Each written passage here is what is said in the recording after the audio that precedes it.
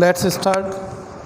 तो हमने last class में पढ़ा था लघुगणक के उस फॉर्मूले पढ़े थे, उन्हीं पे आधारित कुछ छोटे मोटे हल्की फुल्की प्रॉब्लम सॉल्व करते हैं कि उन फार्मूलों को यूज़ कैसे लेते हैं ना, एग्जाम्पल से समझना है। जैसे आपको लेते हैं एग्जाम्पल नंबर 1। एग्जाम्पल नंबर 1 है लॉग आधार 10 और 6 का मान ज्ञात करो। लॉग आधार 10 और 6 का मान ज्ञात करो, तो लॉग 6 का मान कितना आएगा, तो कैसे ज्ञात करेंगे, फार्मूला देखना आप। लॉग आधार 10 और 6 को ऐसे लिख सकते हैं क्या, 2 गुणा 3 लिख सकते हैं। और कल एक फार्मूला लिखवाया था मैंने, लॉग m गुणा n, लॉग m गुणा n, तो इसको क्या लिख देंगे अपन, log m plus log n, बोलो ऐसा लिख देंगे या नहीं। अब हल करो। लॉग 2 का मान आधार 10 में, लॉग 2 का मान जब आधार 10 हो, तो मैंने लिखाया था आपको, पेज पलट के देखो 0.30 और लॉग 3 का बताया था 0.4771, दोनों को जोड़ दो आंसर आ गया। एंड ये सब मान किस में होते हैं, 10 आधार में होते हैं, ठीक है। अब आपसे पूछ ले एग्जाम्पल नंबर 2 कि लॉग 10 और 5 का मान ज्ञात करो। लॉग 5 का मान ज्ञात करना है आपको, ठीक है। या आधार आपको दे दिया e, आधार क्या दे दिया बताओ, e, और 5 का मान ज्ञात करना है। कैसे ज्ञात करेंगे समझना। कभी भी मान ज्ञात करोगे तो हमेशा 10 आधार में ज्ञात किए जाएंगे, किसमें, 10 में। तो अभी आधार क्या है, e, तो e आधार को 10 आधार में बदलना सिखाया था। जब लॉग का आधार e हो और इसको आधार 10 में बदलना हो तो किससे गुणा करते हैं, 2.303 से। अगर 2.303 से गुणा कर देते हैं तो ये किस में बदल जाता है बताओ, आधार 10 में, ठीक है। लॉग e है, ये किस में बदल जाएगा बताओ, आधार 10 में बदल जाएगा, बदल जाएगा नहीं 2.303 से गुणा करने पर। कल फॉर्मूला लिखाया था। अब इसका मान पता करते हैं, तो बताओ 2.303, लॉग 5 का मान तो हमें नहीं पता है, नहीं पता, लेकिन 5 को हम ऐसे लिख सकते हैं क्या, 10/2, 5 को ऐसा लिख सकते हैं 10/2, क्योंकि लॉग 5 का मान नहीं पता। अब इसमें आप फार्मूला लगाएं, कौन सा फार्मूला लगाएंगे बताओ, लॉग m/n, m/n, तो इसका फार्मूला क्या बताया था, log m minus log n, यही बताया था। m का मान रख दिया 10 और n का रख दिया 2, क्लियर है। तो बताओ कितना हो गया, 2.303। अब देखो आप, लॉग 10 आधार भी 10 है, संख्या भी 10 है। तो कल एक फॉर्मूला बताया था, जब आधार और संख्या दोनों समान हो, आधार और संख्या दोनों समान हो तो इसका मान कितना आता है, 1, और लॉग 10 2, तो इसका मान होता है 0.3010, ठीक है। अब कर सकते हो आप 2.303 और इसको 1 में से घटाओ तो ये बचेगा 0.8990, ठीक है। 8 नहीं 6990, ठीक है। कोई दिक्कत इसमें, जोड़ के देख लो, वही 1 हो जाएगा, ये 0 10 10 6 3 9 और 1 10, सही है। गुणा कर दो आंसर आ जाएगा, क्लियर है। तो ऐसे सिंपल कैलकुलेशन आपको आनी चाहिए। आपको बोल दें लॉग आधार 10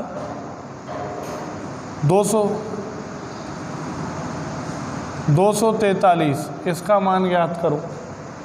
कैसे ज्ञात करेंगे, लॉग आधार 10 243, तो कैसे ज्ञात करेंगे, लॉग आधार 10 243 को क्या लिख सकते हैं, देखो 3 गुणा 3 गुणा 3 गुणा 3 करो, 3 तिये 9, 3 तिये 9, 9 तिया 27, 27 थिया 81, और 81 तिये 243।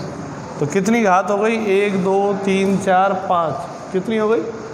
तो 243 को क्या लिख सकते हैं अपन? 3 की घात 5 लिख सकते हैं क्या?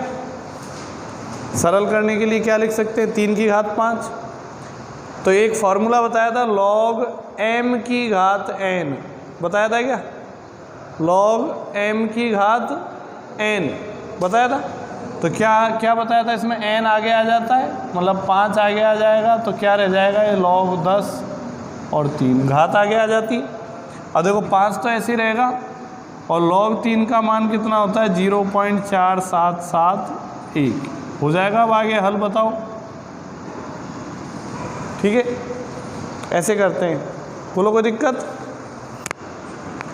एग्जाम्पल देखो आगे, और आपको दे दिया log आधार दे दिया 5 और संख्या दे दिया आपको 24।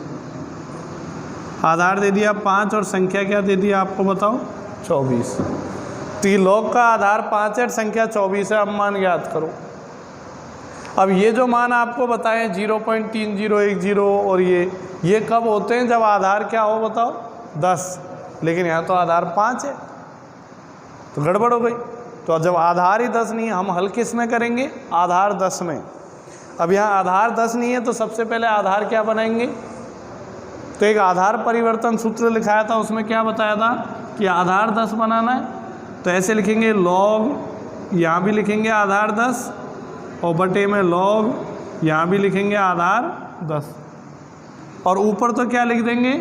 24, और नीचे क्या लिख देंगे बताओ? 5।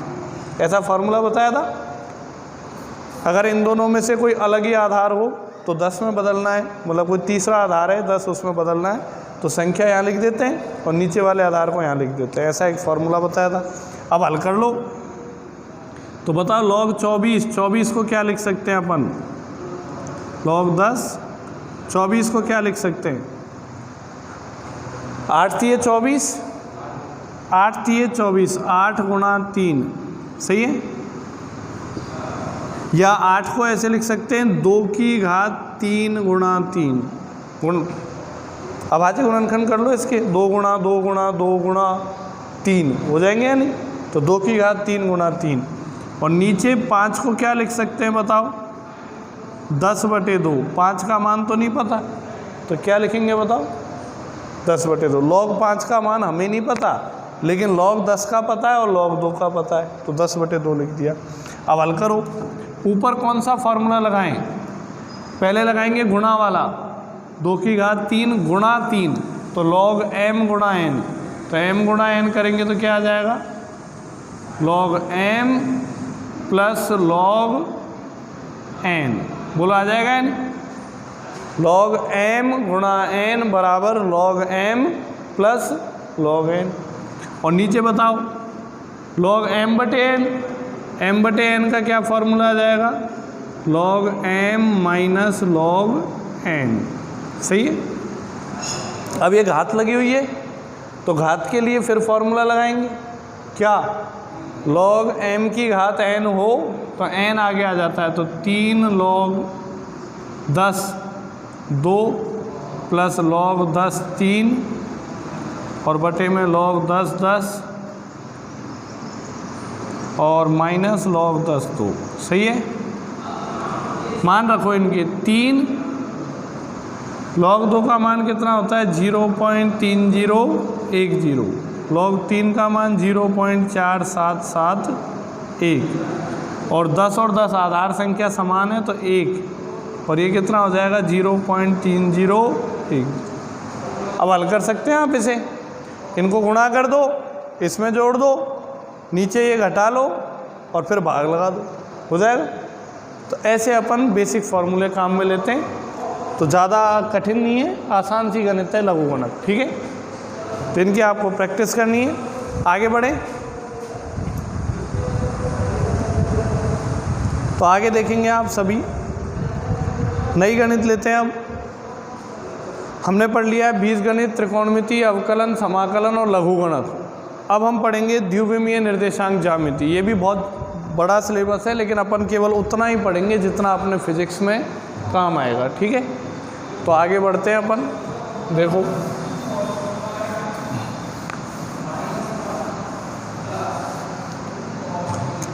तो नया टॉपिक लिया, द्विविमीय निर्देशांक ज्यामिति।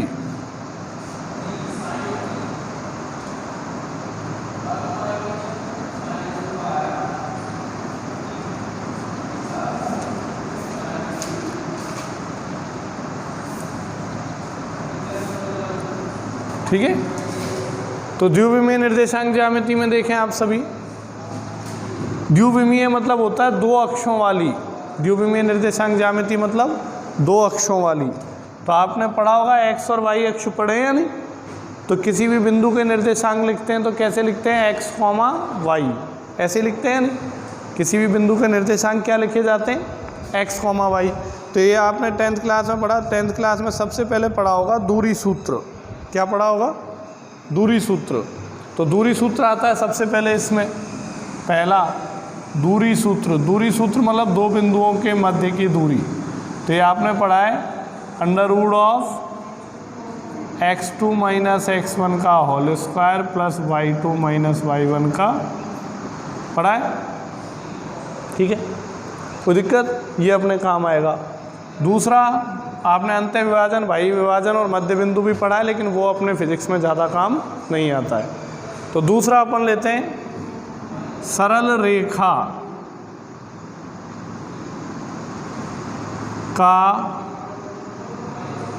की प्रवणता ढाल या झुकाव। सरल रेखा की प्रवणता ढाल या झुकाव, पहले भी मैंने एक बार बताया ये। ठीक है, तो ये क्या होता है इसको समझना है। जैसे आपके पास ये बना दिया मैंने एक्स अक्ष और ये वाई अक्ष, ये मूल बिंदु। अगर किसी सरल रेखा का ग्राफ खींचा जाए, सरल रेखा बनाई जाए तो ऐसे बनेगी या नहीं? मान लेते हैं ऐसे बनेगी, किसी भी तरह बन सकती है वो, यूँ आड़ी टेढ़ी कैसे भी, कोई एक सरल रेखा ले लेते हैं ऐसे। तो ये एक्स अक्ष की धनात्मक दिशा है, धनात्मक, पॉजिटिव एक्स अक्ष इधर होता है, तो धनात्मक दिशा से और ऐसे घूमते हुए यूँ। अब घूमने के भी दो तरीके होते हैं, इधर घूमेंगे ये और इधर घूमेंगे। तो ये तो होता है क्लॉकवाइज घड़ी की दिशा में, और ये क्या होता है बताओ? एंटी क्लॉकवाइज घड़ी के विपरीत दिशा में। बोलो होता है नहीं? तो हम पता है एक्स अक्ष की धनात्मक दिशा से और यूँ घूम रहे हैं, यूँ मतलब एंटी क्लॉकवाइज दिशा में। घड़ी कैसे चलती है? यूँ चलती है नहीं? तो ये तो क्लॉकवाइज दिशा हो गई घड़ी की दिशा, और यूँ घूमे तो एंटी क्लॉकवाइज, तो हम ऊपर की तरफ घूमें। ठीक है, तो ये जो कोण बनता है सरल रेखा, ये जो कोण बनाती है एक्स अक्ष के साथ, इस कोण की स्पर्शजा। ठीक है, समझना आप, मैं कह रहा हूँ कि ये जो सरल रेखा है ये एक्स अक्ष की धनात्मक दिशा से घड़ी के विपरीत दिशा में चलते हुए जितना कोण बनाएगी, उस कोण की स्पर्शजा। स्पर्शजा का मतलब होता है टेन थीटा। स्पर्शजा मतलब क्या होता है? जैसे साइन होता है ना, साइन थीटा, तो साइन को क्या बोलते हैं हिंदी में? जा। कॉस को क्या बोलते हैं? कॉस-जा। और टेन को क्या बोलते हैं अपन बताओ? स्पर्शजा। ये आपको ध्यान रखना है, साइन कॉस टेन। हिंदी में क्या कहते हैं इसको? जा। इसको क्या कहते हैं बताओ? कॉस-जा।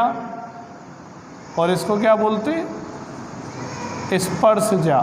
ठीक है, तो मैं क्या कह रहा हूँ कि एक्स अक्ष की धनात्मक दिशा से, समझ रहे हो, किसी रेखा द्वारा एक्स अक्ष की धनात्मक दिशा से घड़ी के विपरीत दिशा में घूमते हुए बनाए गए कोण की स्पर्शजा। बनाया गया कोण थीटा है, तो इसकी स्पर्शजा क्या हो जाएगी? Tan theta. इसी को अपन क्या बोलते हैं? प्रवणता। क्या कहते हैं इसको बताओ? प्रवणता ढाल या झुकाव। क्या बोलते हैं? प्रवणता ढाल या झुकाव। तो कोई भी सरल रेखा है उसकी प्रवणता ढाल या झुकाव बोला जाए तो उसका फॉर्मूला क्या होगा बताओ? m बराबर टेन थीटा। क्लियर है? और यहाँ पे थीटा क्या होगा? थीटा एक्स अक्ष की धनात्मक दिशा से घड़ी के विपरीत दिशा में घूमते हुए किसी रेखा द्वारा बनाया गया कोण। ठीक है, इधर ही नापा जाएगा हमेशा, इधर। ठीक है, अब आगे देखो, ये होगी आपके पास प्रवणता सरल रेखा की। अब इसको एक अन्य रूप में और बदलते हैं। कैसे? मान लेते हैं इस सरल रेखा पे अपन ने दो बिंदु ले लिए, एक बिंदु ये ले लिया और एक बिंदु ये ले लिया है नहीं। मान लेते हैं कि इस बिंदु के निर्देशांक जो है ना वो है x1 और y1। इस बिंदु के निर्देशांक क्या मान लेते हैं अपन? x1 और y1। और ऊपर वाले बिंदु के निर्देशांक क्या मान लेते हैं? x2 और y2। समझते हो? अब इनको ऐसे मिलाओ, इसको यहाँ मिला दिया, इसको भी यहाँ मिला दिया। अब मुझे बता सकते हो क्या आप सभी लोग, अगर इनको मैंने ऐसे नीचे मिला दिया तो आप सभी लोग ये बता सकते हो क्या कि ये दूरी कितनी होगी? ये दूरी यहाँ से यहाँ तक की x1, सोचो, क्लियर है ना, 10th में पढ़ा है। और ये कितनी हो जाएगी? x2। और अगर इनको इधर मिला दें यूँ, इधर और इधर, तो ये दूरी हो जाएगी y1 और ये दूरी हो जाएगी, क्लियर है? तो अब मुझे बताओ ये यहाँ से यहाँ तक की दूरी ये कितनी होगी? ये x2 माइनस x1, तो ये दूरी हो जाएगी x2 माइनस, समझते हो आप? यहाँ से यहाँ तक x2 और यहाँ से यहाँ तक x1 माइनस करेंगे तो क्या मिलेगा? x2 माइनस x1, ये वाली दूरी। ऐसे ही ये वाली दूरी कितनी होगी? ये पूरा y2, ये y1, तो ये कितना रह गया? y2 माइनस, सही है। अब आगे देखो, आप ध्यान से समझना है। इस रेखा को ऐसे मिला दिया यूं, ठीक है। अब देखो आप यहाँ पे ये कोण थीटा है, तो ये कोण कितना होगा? ये भी थीटा ही होगा या नहीं, बताओ? गौर से देखो, दो समांतर रेखाओं को एक तिर्यक रेखा काट रही है। तो जब दो समांतर रेखाओं को एक तिर्यक रेखा काटे तो बनने वाले संगत कोण क्या होते हैं, बताओ? बराबर। बनने वाले संगत कोण क्या होंगे? बराबर होंगे।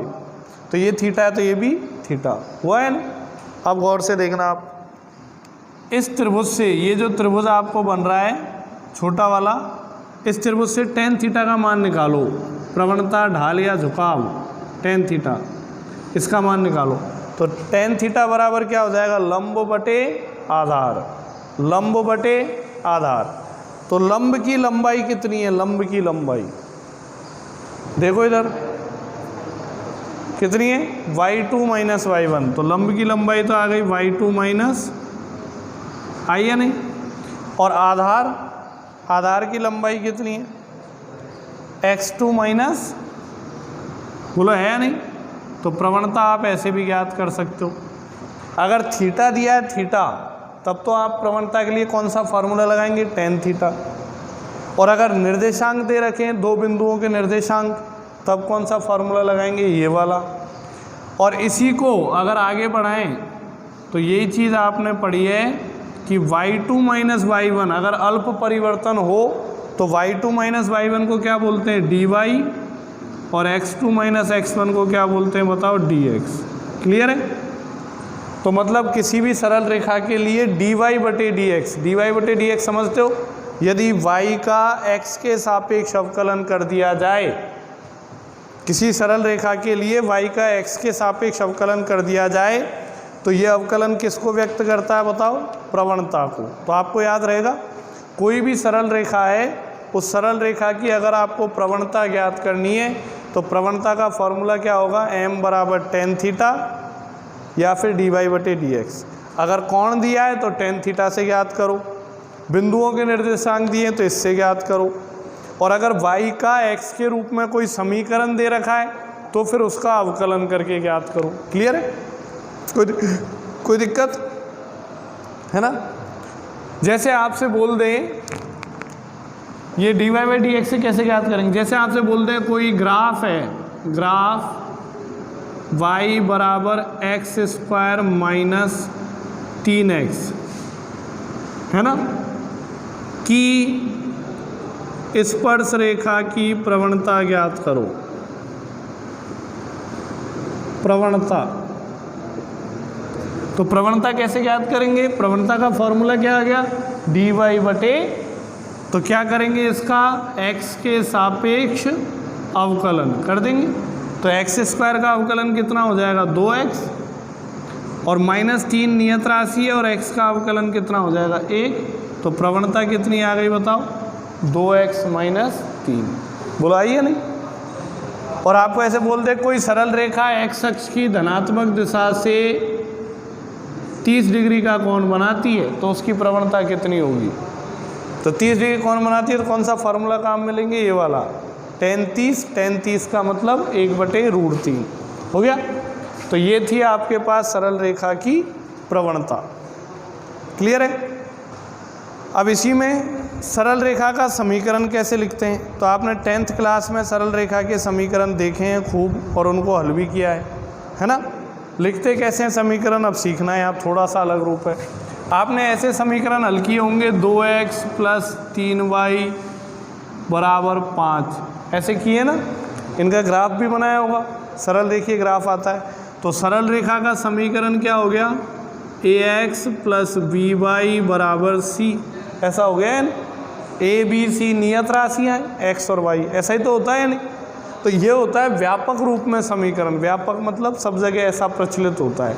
फिर इसी के अन्य रूप बनाए जाते हैं, 2-3 अन्य रूप बनते हैं, जैसे प्रवणता रूप, अंतःखंड रूप, लंब रूप। लेकिन अपने फिजिक्स में ज़्यादातर कौन सा काम में आएगा? प्रवणता रूप काम में आएगा। तो मैं आपको प्रवणता रूप बता रहा हूँ। तो दूसरी चीज़ बताई मैंने सरल रेखा की प्रवणता। तीसरी समझना, सरल रेखा के समीकरण का अंतःखंड रूप, समीकरण का प्रवणता रूप। ठीक है, सरल रेखा के समीकरण का प्रवणता रूप। ठीक है, ये काम आएगा फिजिक्स में और केमिस्ट्री में भी काम आएगा ये, तो इसको ध्यान से समझना है।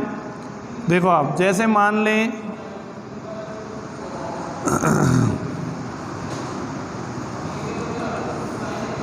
लें x अक्ष है, ये y अक्ष है, कोई सरल रेखा ऐसे बनी हुई है नहीं? अब ये यहाँ पे कोण बना हुआ है थीटा, और ये यहाँ से और यहाँ तक मूल बिंदु से y अक्ष पे ये जो दूरी है, ये जो टुकड़ा काटा गया, समझ रहे हो? सरल रेखा खींचेंगे तो मूल बिंदु से y अक्ष पे कुछ लंबाई का टुकड़ा काटा जाएगा, इसको बोलते हैं अंतःखंड, और इसकी दूरी क्या मान लेते हैं अपन? c। ठीक है, तो ऐसी सरल रेखा का समीकरण लिखा जाता है, याद रखना है, y = mx + c। क्या रखा जाता है बताओ? y बराबर, ठीक है, ऐसा समीकरण कहीं भी लिखा हुआ दिखाई दे, जैसे y = 2x + 5, y = -3x + 2, कुछ भी तो इस रूप में दिखाई दे, तो ये किसको व्यक्त करेगा? इसको हल करके देखना आप, ग्राफ कैसा बनेगा? सरल रेखीय 10th क्लास में किया है ना, x और y वाले पद हैं, y का मान निकालो, x के अलग अलग मान रखो, y का मान निकालो, फिर ग्राफ बनाओ सरल रेखीय। सरल रेखा का समीकरण है, लेकिन इस रूप में लिखा हुआ हो तो इस रूप को क्या बोलते हैं अपन? प्रवणता रूप। क्या बोलते हैं? तो ये सरल रेखा का समीकरण होगा प्रवणता रूप में। इसमें y चर राशि है, x चर राशि है, ये ऐसे ही रहेगा, x और y की जगह अपन कोई भी मान रख के देख सकते हैं। जहाँ m क्या है? m क्या है यहाँ पे बताओ? प्रवणता, tan थीटा मतलब प्रवणता, याद रहेगा ये। और c क्या है? c y अक्ष पर काटे गए इस टुकड़े को बोलते हैं अंतःखंड। क्या कहते हैं बताओ? अंतःखंड की लंबाई, y अक्ष पर काटे गए अंतःखंड की लंबाई। ठीक है, कोई दिक्कत इसमें? y अक्ष पर काटे गए अंतःखंड की ये c। तो कहीं भी ऐसा लिखा हुआ दिखाई दे तो ये किसको व्यक्त करेगा? एक सरल रेखा को व्यक्त करेगा। और सरल रेखा का समीकरण किस रूप में लिखा होगा? इस रूप में लिखा होगा। इसमें पहचानना आना चाहिए कि m का मान कितना है और c का मान कितना है। जैसे मैंने लिख के दे दिया आपको y बराबर x प्लस 5, ये एक सरल रेखा है। क्या आप बता सकते हो कि इस सरल रेखा द्वारा y अक्ष पर काटे गए अंतःखंड की लंबाई कितनी है? इससे तुलना करके बता सकते हो? करो इससे तुलना इसकी।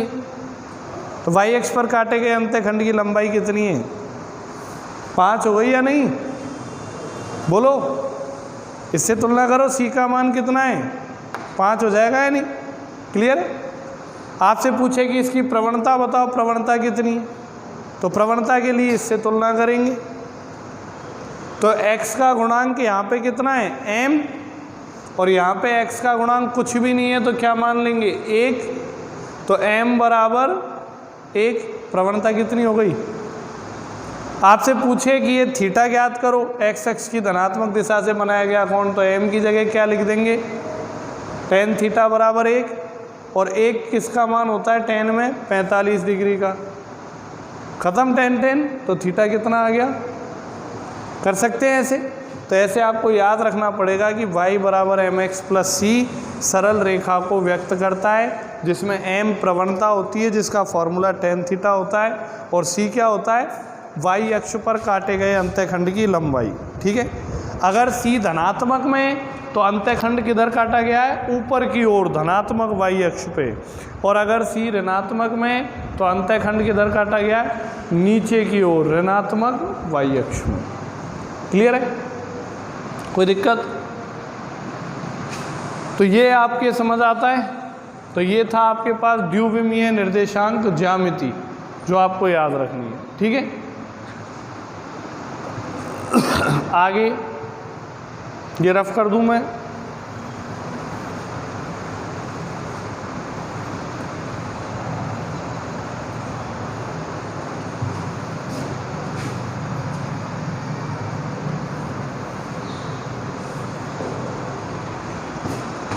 ठीक है। अब आगे अपन बात करते हैं कुछ ग्राफ, कुछ विशेष ग्राफ, है ना। तो कुछ विशेष ग्राफ कौन कौन से हैं उनको आप समझेंगे जो अपने फिजिक्स में काम आएंगे। ठीक है। तो कुछ विशेष ग्राफ देखो जो फिजिक्स में काम आएंगे। ठीक है। पहला हेडिंग डाल रहे हैं, कुछ विशेष आलेख जो आपको डायरेक्ट बनाने आने चाहिए, समीकरण देखते ही पता लग जाना चाहिए। ठीक है। कैसे आप समझना मैं क्या कहना चाह रहा हूँ। देखो कुछ ग्राफ मैं आपको बता रहा हूँ जिनकी पहचान समझना आप। एक्सप्लेन कल के लेक्चर में करेंगे, डिटेल से एक्सप्लेन कल की क्लास में करेंगे। ठीक है। देखो ऐसा कोई भी समीकरण आ जाए, जैसे 2x प्लस 3y बराबर 6, ऐसा कोई भी समीकरण लिखाओ जिसमें चर राशि कौन कौन सी हैं? x और y। x और y चर मतलब जो समय के साथ बदलती रहती हैं, और अचर मतलब जो नियत रहती हैं। ठीक है। तो यदि चर राशि है यहाँ पे 2 और दोनों चर राशियों की घात 1 हो, समीकरण चाहे कितना ही बड़ा लिखा हो, चाहे कितनी संख्याएं हो, चाहे संख्याएं उसमें कितनी बड़ी हो, लेकिन 2 चर राशियाँ और दोनों की अधिकतम घात ज़्यादा से ज़्यादा घात कितनी मिले? 1।